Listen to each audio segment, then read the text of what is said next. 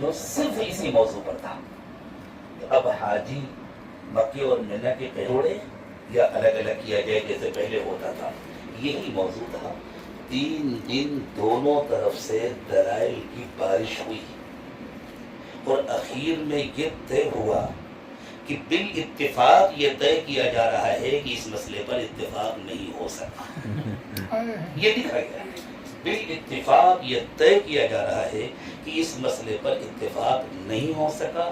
ایک موقف یہ ہے کہ مینا مکے کا حصہ بن گیا ہے, ایک موقف یہ ہے کہ مینا ابھی بھی الگ ہے, اور تیسرا موقف تھا دارالعلوم دیوبند کے شیخ الحدیث اور صدر المدرسین حضرت مولانا سعید احمد صاحب پورنپوری رحمۃ اللہ علیہ کا کہ مشاعر کی حیثیت قیامت تک وہی رہے گی جو شروع سے ہے, اس میں کوئی تبدیلی نہیں آئے گی چاہے مینا کے چاروں طرف مکے کی آبادی ہو جائے. یہ تیسرا موقف تھا.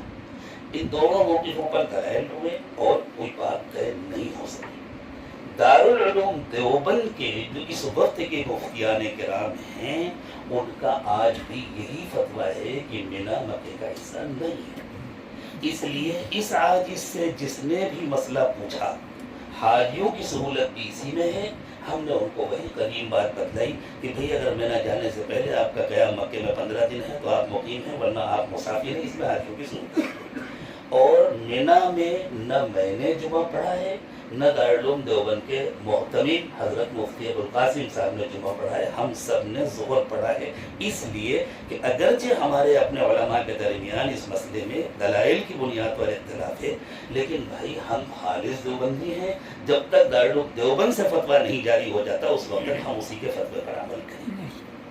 میں نے اس لیے کہا کہ آپ اس کو اچھی طرح سن لیں. جی جی, کہ ایسا نہ ہو کہ آپ میری وجہ سے. میں یہاں اختلاف کرنے نہیں میں بیٹھا, خوش ہوتا ہوں. نہ میں مولانا کو دعوت دے رہا ہوں کہ میری بات کا جواب دے.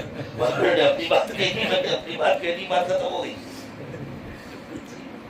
گزارش ہے جیسے اختلافات کے روم میں جو ہے بہت ساری نمازیں جو ہے لوگ جو سمجھ رہے ہیں وہ جس نے جو پڑھا انشاءاللہ سب کی بات.